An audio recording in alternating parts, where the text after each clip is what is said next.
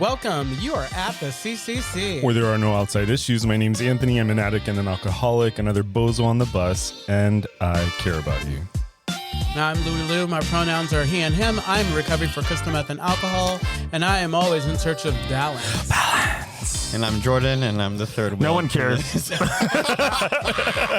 each week, Oh my god. No, Jordan, finish your intro. Oh, my name's Jordan, and I'm always the third wheel to this relationship. It's true. Yeah, and apparently no one cares. and each week we strive to foster a brave space where we can engage in conversations centered around topics of recovery. And our intention is to... Hold and inspire. What happened? And our intention is to hold and inspire better spaces for more people in recovery by tackling issues sometimes used to separate us. But before we do that, please like, share, subscribe, comment, and Ding that bell. Ding the bell. 5 stars. 5 stars. 5 stars, but only if it's 5 stars. Only if it's 5 stars. You already know. Tell your friends about us. Only say good things. And now the disclaimer. The thoughts and opinions expressed on At the CCC are ours alone. We do not represent anyone but ourselves. In other words, we're just a couple of friends behind a bike here. Behind a bike. Oh, I hope not. Behind a mic here to entertain you. And of course, everything we talk about is for general information purposes only. You know, I figured out something. I think the reason why you're so silly when you get with us is because you have to be so serious. I know. Yeah, so you get serious. I know. Ba-doo-ba-doo-ba-doo. It's like, come on. like the Three Stooges. Wow, I feel so honored. Yeah. No, I think you're 100% right. Like, so much of my day is so serious. And so it's like, I've been practicing giving you grace and not looking at you like you're a damn fool. Oh. Look at him messing shit up again. God, this is funny. Oh, you're one to talk. You know what? I am one to talk. Okay. You talk a lot. You're one to talk a lot. Okay, pot kettle. Pot kettle spatula, and I just pointed at Jordan. I don't know if that's is that an expression? Jordan spatula. That's not the first time I've been called that. Really? What does it mean? I don't know. Oh, I know. spatula today, I know, drunk tomorrow. So how are we? Obviously, we're in good spirits. I'm pretty good. Yeah, I'm pretty good. I'm wrapping up the year, like pre-doc, graduated. I think I shared that already. Excited about moving. I think I've talked about that. Oh yeah, you talked about that. Yeah, I'm like reestablishing routines. I'm feeling really good. Really good. That's good. Yeah. Good. I'm good. I started a new job. How's that going? Right on. It's a startup, essentially. Right? The company's only been around for 2 years, and it feels like we're flying a plane while we're building it. Nice. So it's a little chaotic for me. Are you still dealing in death? Yeah, so I'm still working in hospice. It's a new hospice agency. It's a Ponzi scheme. Maybe. But so you just like growing pains and just like.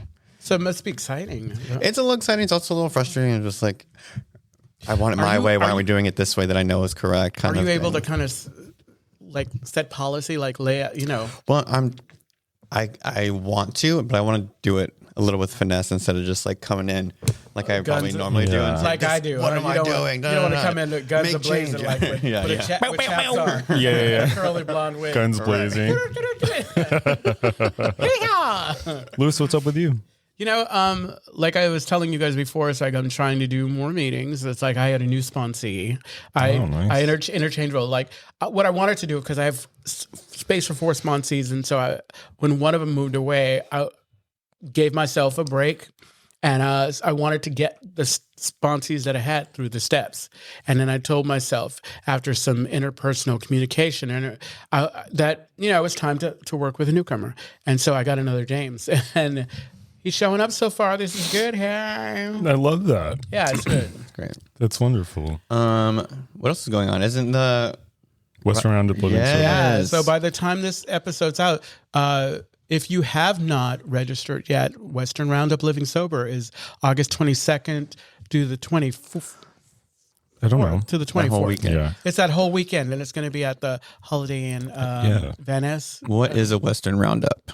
What's around it? It's the longest running LGBT plus conference in the country and possibly the world. And possibly the world, exactly. Yeah. And we are going to be recording, as we have in the last 3 years, I think. 3 years. Yeah. We're going to be recording an episode of the podcast there. So It's always a good time. yeah, come on, hang out. Yeah. Yeah. And if you need a place to stay, I think Louis is hosting. Yeah. Yeah, but you're going to have to get...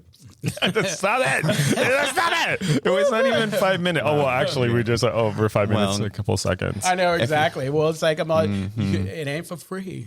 Well, if you want to just put faces to voices, you can come see us. Yeah, absolutely, absolutely. Or maybe don't, because maybe they'll stop listening to us.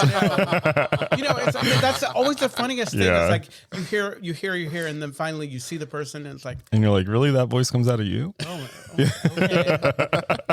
Not you. I'm just saying. No. I'm not saying that me, but it's like Yeah. I'm okay. It's like this kind of ruins it for me because Yeah. your favorite radio personalities, and all of a sudden you see them in person. I'm all, seriously, I Yeah. have been dreaming about you. There was this one, and then we should move on. Yes. There was this this radio voice. What are they called? Personality.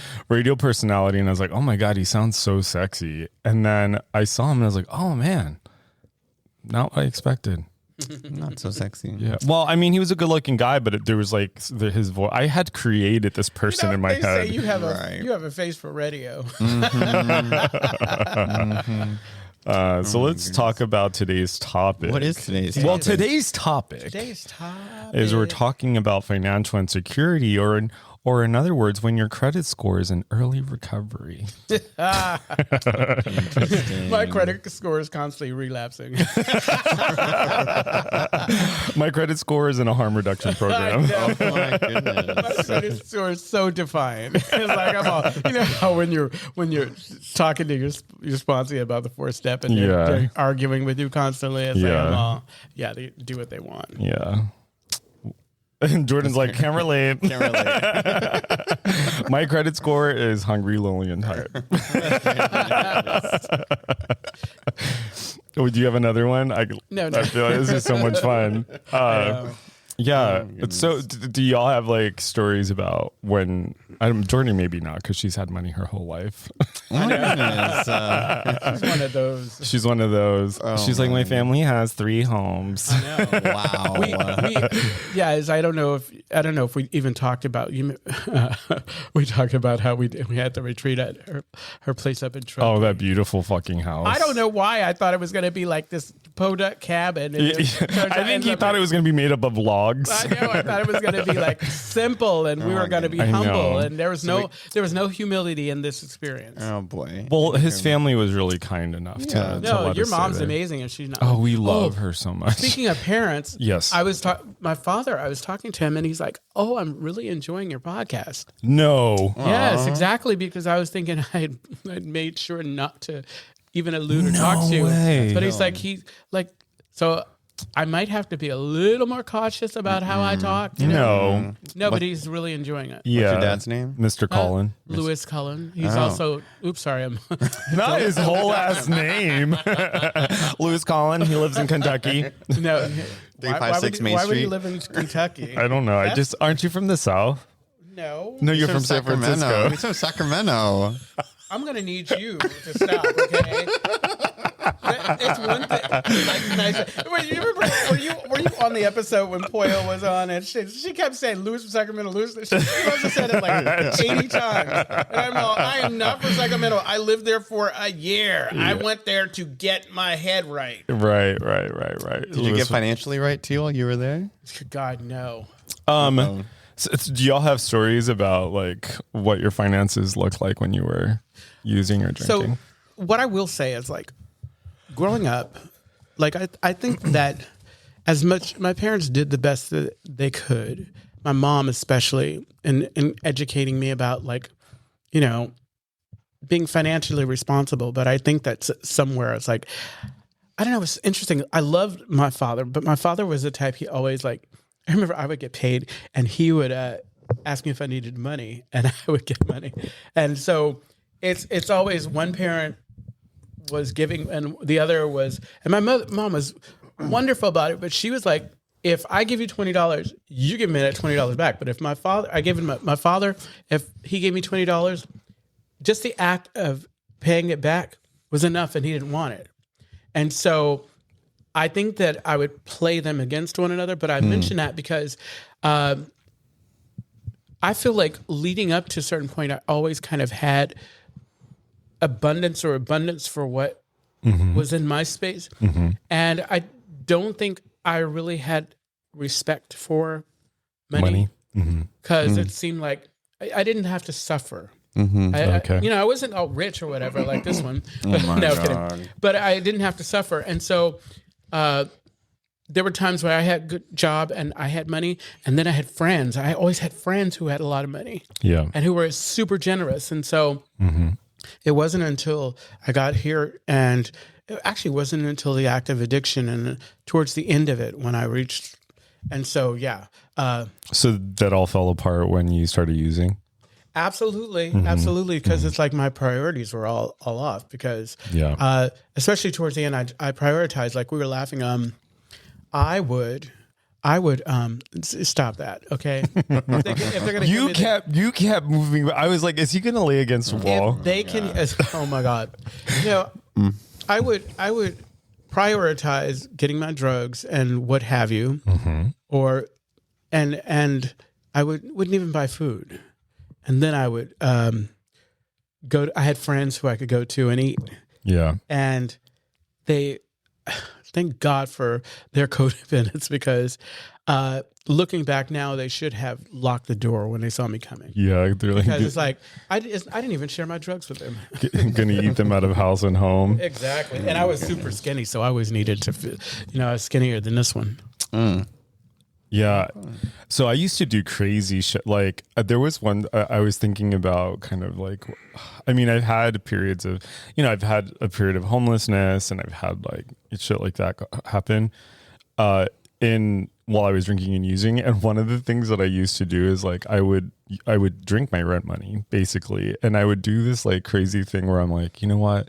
I have this money for laundry, but what I'm going to do is I won't wash my clothes. I'm going to wash my clothes in my bathtub and I'll just use money to dry them.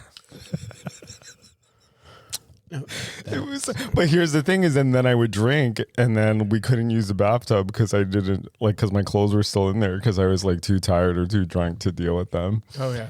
Yeah. I used to do like shit like that. You had a bathtub. Well, I lived in Oakland at the time. And it was like an older complex. Nice.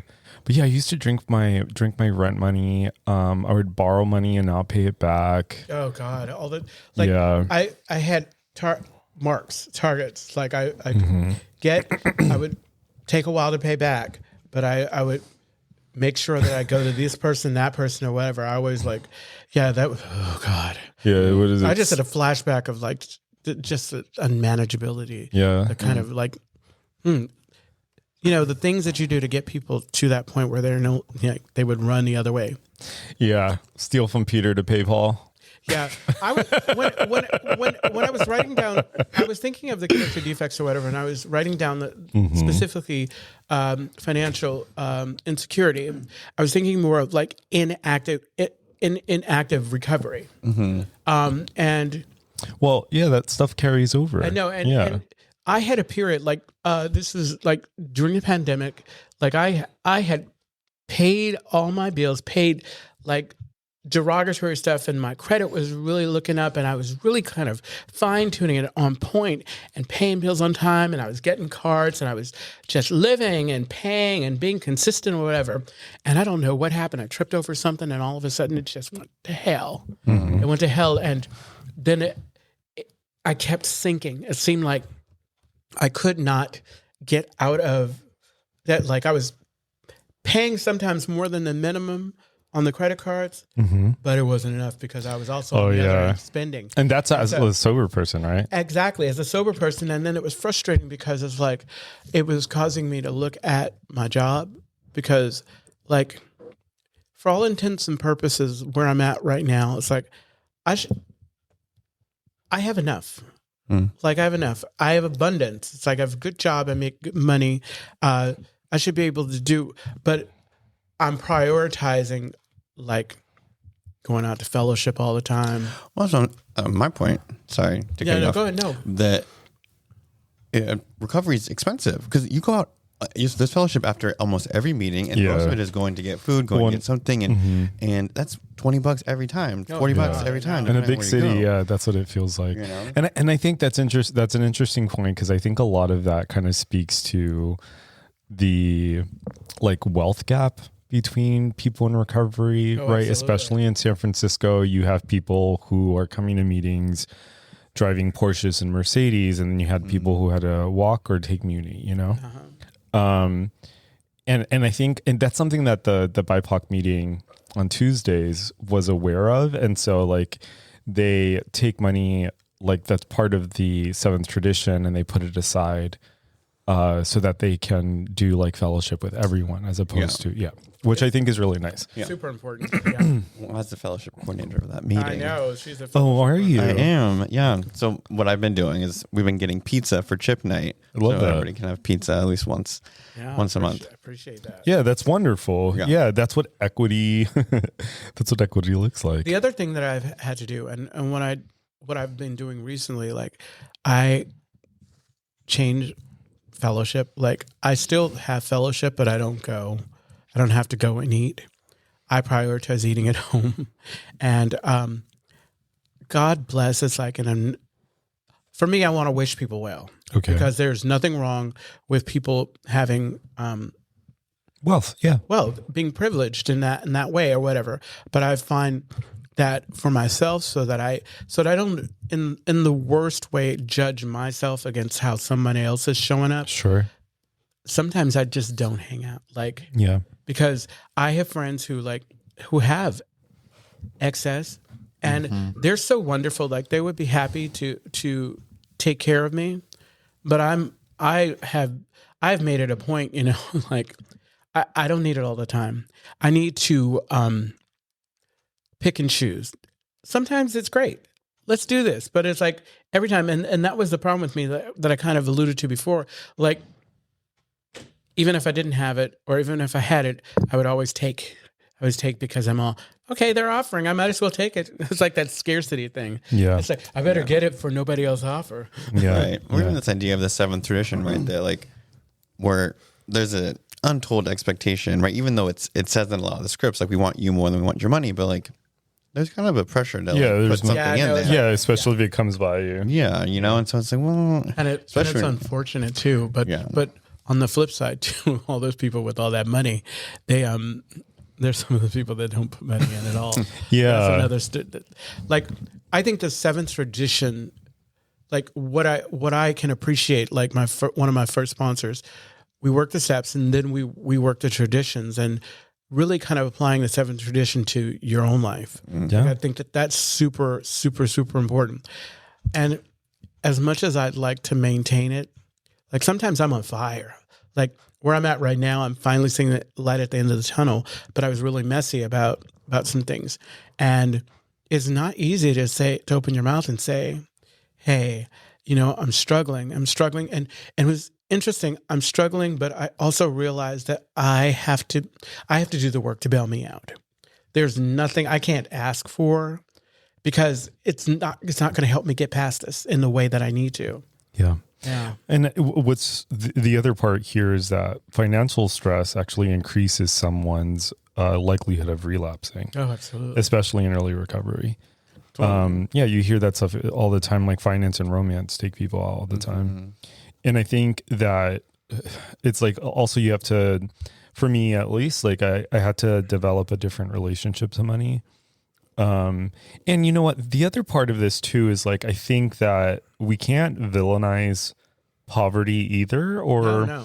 right? Because like I think about living in, oh God, let me tell you something.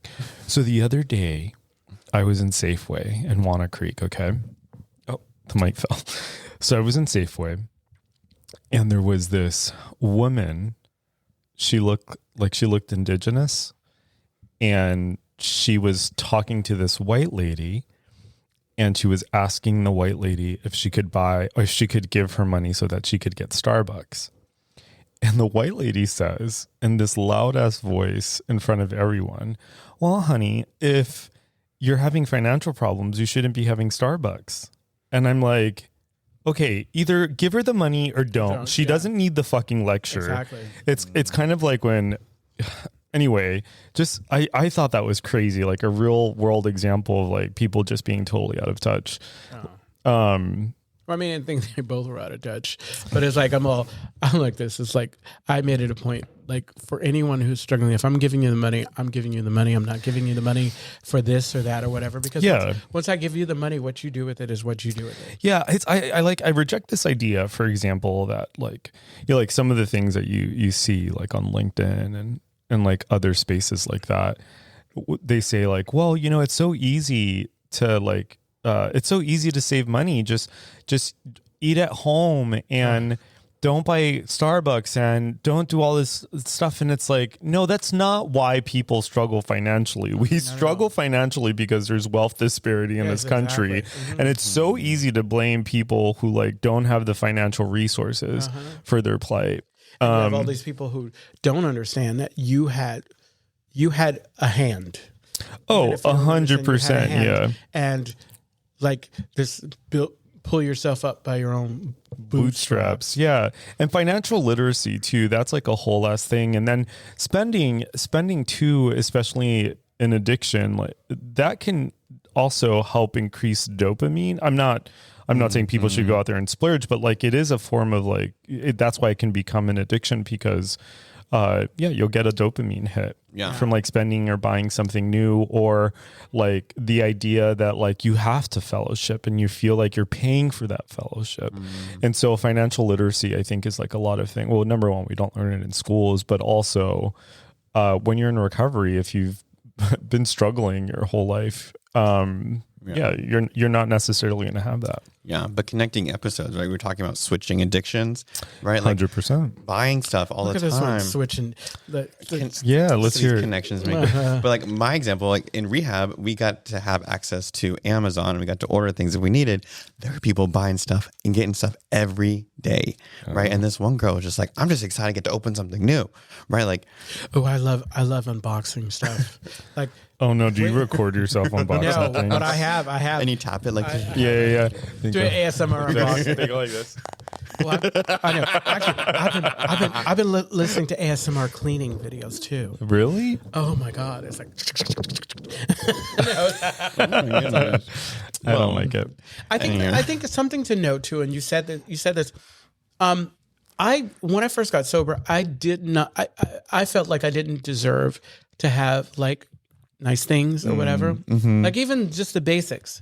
And so there's a part of me, I had to give myself permission to even buy things that I needed.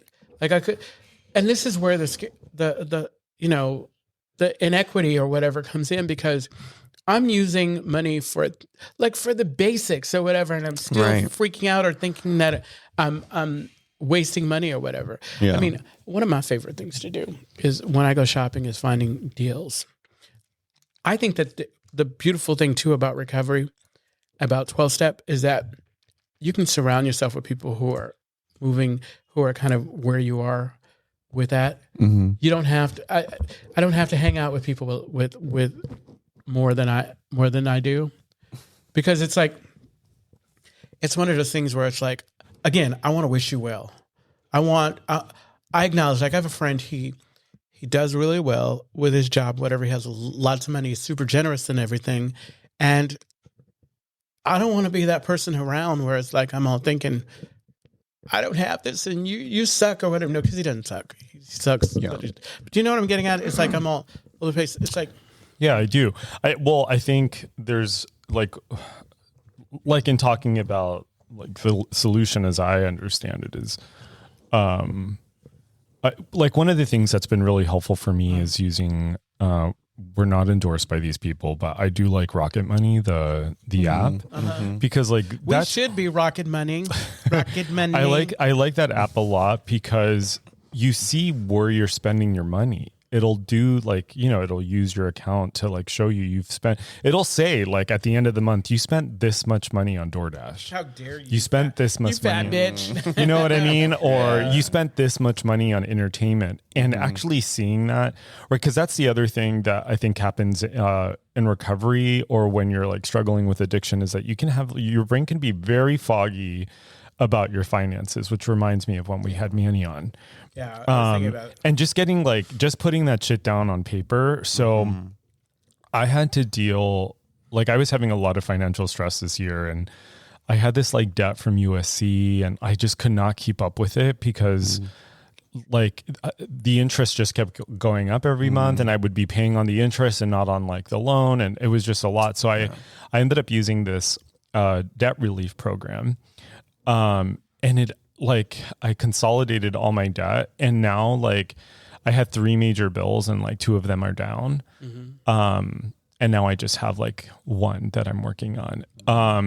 But like the process that was really helpful for me was that when I met with the financial advisor, we sat on the phone for like an hour and a half, and we went down my expenses. Like, how much money do you spend on this? How much money do you spend on this? How much money? Oh, you make this much money and you're spending this much money. And it wasn't like judgmental, but it was just kind of putting it down and getting real about it, which I think is a very sober thing to do. What? Scary. Oh, and I felt so much shame when I was talking to her, and I felt so overwhelmed. I feel like the only way to overcome that is to talk about it more. And so I talk about it with my sponsor. Like, I talk about what's going on, what's happening.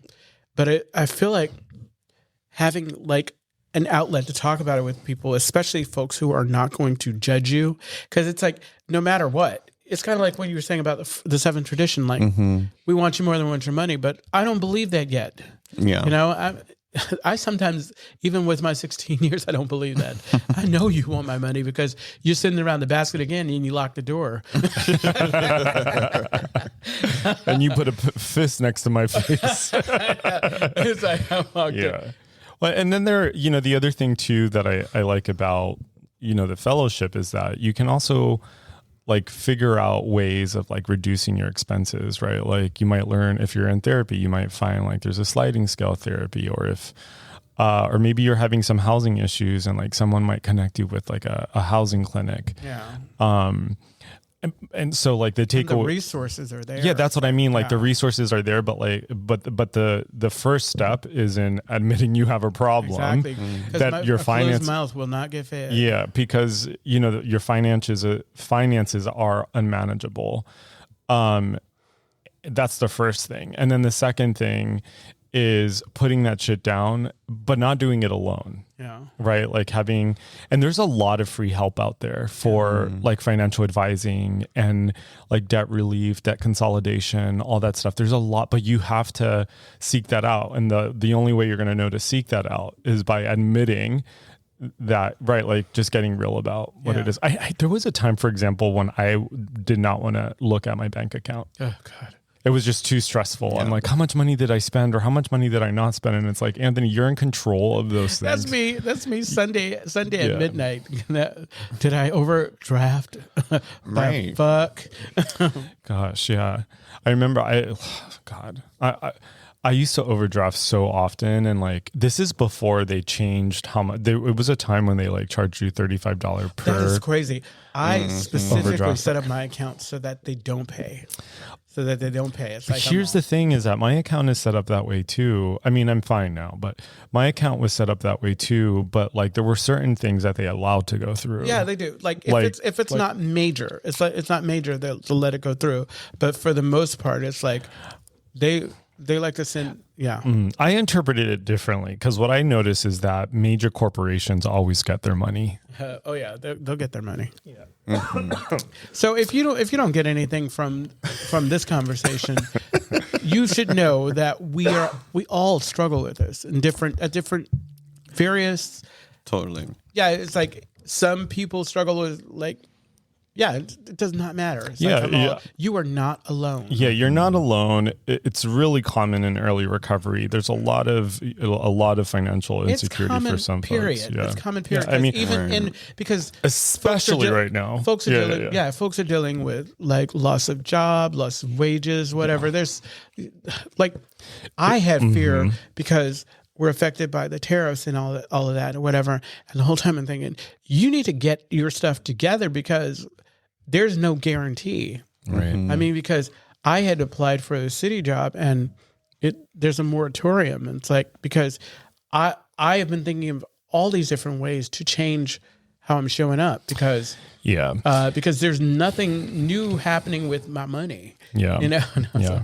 Yeah. And so, this one put his finger up and said, "Shut up, Anthony." Yeah. The takeaway is that it's common. Number one. Number two, you can breathe. There's help. You don't have to say yes to everything. You don't have to say yes to everything. Yeah. But if you do, like if you make choices that are not your highest, you can acknowledge it and come back from it and try to do it better the next time. Because that's what it comes down to. Be in process. With everything else, everything we talk about, getting aware, opening your eyes to what's happening, and then facing it. Don't be afraid. Yeah, you're doing a great job. You're doing a good job. We're landing the plane. So the Castro Country Club is a safe and sober community center for all people and a refuge for the LGBTQ recovery community. We provide programs and services that help change lives by supporting personal growth. Our vision is to reduce the suffering of addiction by connecting people to community, opportunity, and support. You sounded like you were slurring for a second. I am. You can find more information. I was like, are you drunk? I am. All that financial stress. Give me a drink. I know, exactly. You can find more information. You can find more information, including all the ways to contact us at www.castrocountryclub.org/podcast. Yes, and catch new episodes every Monday as they're released. Every Monday, we love we'll you. See you at Unless, of course, we Western fall behind. Roundup. Yes, yeah, we will. Absolutely. Come and give us a hug.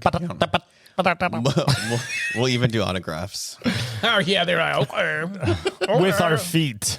I'm gonna finger paint your autograph. We love you. Goodbye.